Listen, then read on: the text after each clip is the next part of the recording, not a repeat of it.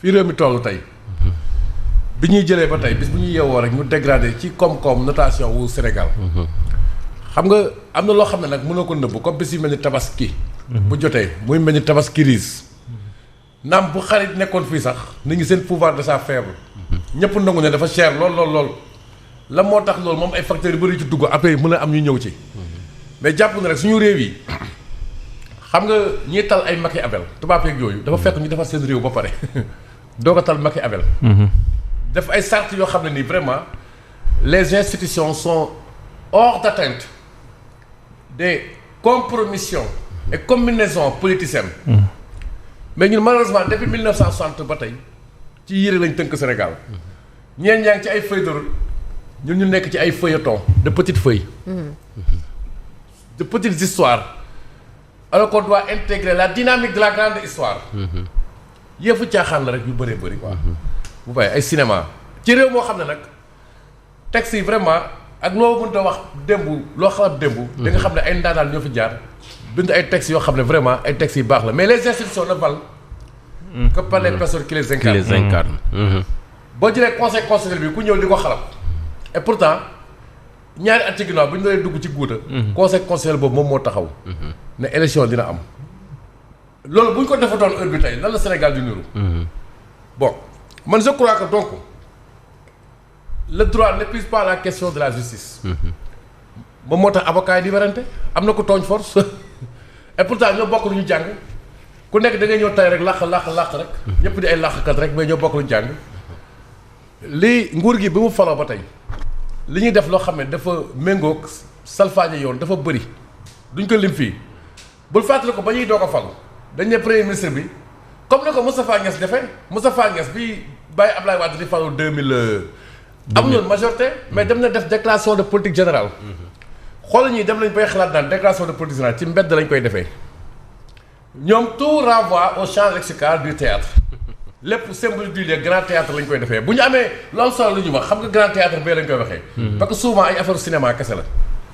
xool loolu rek nga taxaw di ko wax benn arrogance bi benn méprise bi léegi dafay dem ba comme polarisation la ñëw nit ñi bàyyi leen ko ñoom ci seen biir la. ñoomu neen mais nañ def attention fi ñu jëm daal man je crois que dañoo war a def attention parce que lii nii ñaari semaine ci ginnaaw boo xoolee très humblement xaatim nañ benn article tuddee ko les kii ne may gardien des valeurs kii ne gardien de la révolution ma ne les deux gardiens de la confusion. mais nag il faut que ñu def ci ndànk nag quoi parce que pour être froid dans l'analyse comme ay gardiens lañ dañoo bëgg a garder rek ñoom dañuy gardante Ousmane day garder Diomaye di garder si biir tuuti di garder Sonko. ku ne di bàyyi xel sa morom. mooy jeu de la barbichette. donc ku nekk da nga am intérêt ci sa morom tam. parce que pour être froid fii jeu la boo xam ne j'ai l'impression que Bassirou Diomaye Faye il a besoin naturellement de l'électorat de Pastef. bëgg leen froisser. surtout ñoo xam ne dañoo ay ci yóbbu la kër yaa ma di tax Cheikh Bara Ndiaye la ñuy xam rek muy wax di télé di ratatat rek sosal la ba doo xat ci benn mbedd Sénégal loolu moom la cee ay ñoom diabolisation xam nga xëy na Diomaye comme foofu la nekkoon xam na armes yi ñu yor ñoom non conventionnel la ñu yor daf leen di sóor leen moytu parce que ay nañ ci loolu ñoom wax loo xam ne nii day wàcc ci askan bi ñëpp bu ñu la diaboliser pare doo xajal ci benn mbedd xëy na loolu lay sóor moo tax mais ñun ci principe bi la ñu nekk monsieur le président de la république mooy ci esprit wu li nga waatoon faire respecter la constitution avant d'être une lettre mais c'est un esprit et l'esprit charrie la nécessité de préserver non seulement ce pays mais surtout les institutions te loolu bu ñu toogee ci ëtt bi toujours loolu dañ ko ciy jàppale sax moo tax yenn saa sax ku ko ñàkk kersa da nga ñu gis sax ñun dañ koy défendre parce que institution la lu ñu bokk la ñun ñëpp Bassirou Diomaye Faye institution la mais président moom tam je crois que am na foo xam ne on ne doit pas nu mu tuddati yem ci ay calcul politique ay calcul politicien je peux même dire des calculs d'épicier politicien parce que dina ci ñëw xëy na après défis économiques et sociaux yu jànkoonteeg moom moo tax qui ne nous autorise pas tey ñu nekk ci yi ñu nekk nii amul njariñ ñee tamit bee boor bee waa Ousmane Sonko la moo ànd lii lépp pourtant jafe-jafe warta am yow xajatoo ci nu mu tëddee ci gouvernement parce que yaa ma woon ne xajatoo ci gouvernement yow boo nekkee ci gouvernement bu la neexee yeewu ne gars yi fal xamuñu dara ak yéen yoo xam ne dañu ko répété fii nii politiquement bu fekkee ne da nga sentir ne xajatoo ci langue bii nii mais continuer sa langue après mais waruñu jël assemblée nationale di ko def tribune pour des règlements de compte. di ko def arme de guerre. arme de guerre ah mais xoolal li xew. affaire Ndiaga Seck bi mu déclenché astafurlah moom la Fabrice di bañ ko wax de sax. nee na boo ko tuddee ba pare da ngay jàppaat. bon mais il faut ñu wax ko quoi parce que on doit ça à l'information. mais seetlu la Yacine enchaînement fait yi. dafa mel ni fii dafa am benn fait déclencheur. mooy l'affaire Ndiaga Seck jour bi mu éclaté rek yaa koy fàttali. ci ngoon nga ñu ne am na réunion. de crise bu am ci kër premier ministre bi. am na ñu koy ragal wax man dama koy wax.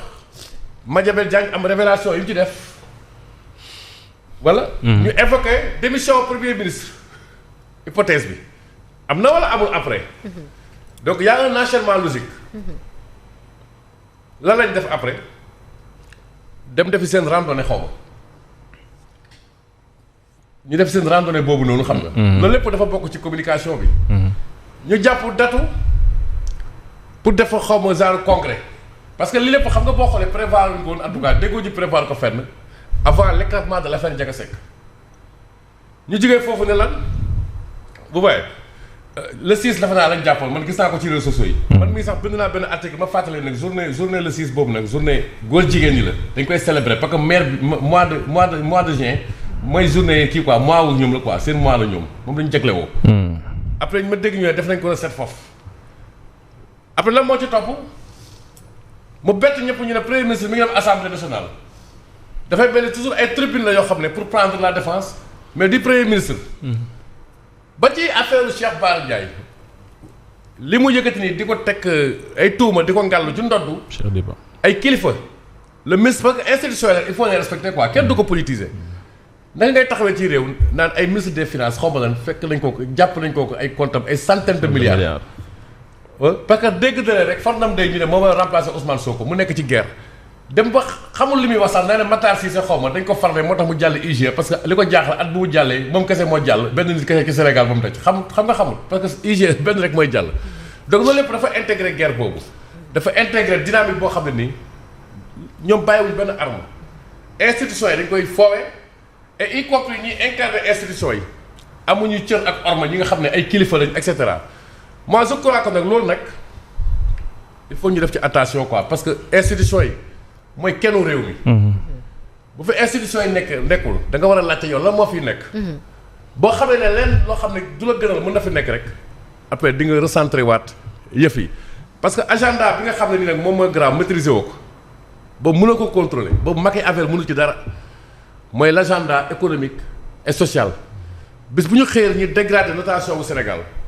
depuis ñoom ñu falu ba tey xoolal par le passé gis nga toujours dama la koy rappeler depuis boobu ba tey ma koy rappeler ci plateau bi crise politique boo fi dégg rek du politique de dafay am en toile de fond benn malaise au plan social et économique 68 loolu la woon crise u gerte gi am na travailleurs la preuve ñoo doon grève xam nga syndicat yooyu noonu ñoom ñoo fekk seen étudiants yi loolu am na 94 mu tombé ak les contre-coups des ajustements structurels jugee nañ ci ay années blanches jugee nañ ci ay départ volontaire lu bëri xew ci réew mi mu tombeek tam dévaluation franc CFA lu yàggul kañ la mars 2021 te nag coronavirus bi mu éclaté rek tubaab yi dañoo produire benn rapport tuddee ko effet pangolin la kaw qu'il voyait venir mooy noonu lañ ko titré dëkku africain yi bëree bëri li ci ëpp dañoo dépendre du secteur informel du ñu mën a supporter contrainte mesure barrières yi et que boo matul ay révolte dina am fu bëri ci Afrique donc xam nga tubaab dafay seen xool def boobu ba tey dëkku Afrique bëri dañoo ndërmbéelu mais rapport bi dafa yokk mu ne sauf ñaari dëkk ba mu des Rwanda ak Sénégal pourquoi parce que ces deux pays là ont des institutions solides mi ngi ci rapport kii bi noonu quoi bu ñu defoon 2020 waa Quai d'Orsay effet pangolin donc ak lu ñu mënti wax nag malgré toutes ces crises là ces soubresauts là ces remous là ces tournants on est resté dans le giron de la stabilité à cause quoi qu'on puisse dire de la qualité de nos institutions mais aussi de celle des personnalités qui ont pu incarner ces institutions qui ont su faire montre de transcendance de dépassement devant quelques occurrences yoo xam ne nii baaxutoon ci réew mi li Bassirou mooy Ousmane Sonko mooy Thierno Diop mooy Yacine Seck à la fin de la journée ñun ñoo bokk Sénégal ku nekk xam nga li nga war a def boo defee li nga war a def rek après jàmm na ñooy parce que bu ñu fàtte loolu ñoo bokk Sénégal quelles que soient nos contradictions. C'est vrai. Voilà. Très bien. Mais pour revenir peut-être sur son discours hier, Pierre Simon Faye, Pastef, le parti au pouvoir, lui mi nga xamante ni moo di Ousmane Sonko di leader bi nee na le parti n'a pas été associé au processus de désignation ni consulté pour la nomination d'un nouveau gouvernement donc à l'Assemblée nationale. Ba pare ajouté si que le président de la République ne peut pas faire du PASTEF sans le PASTEF.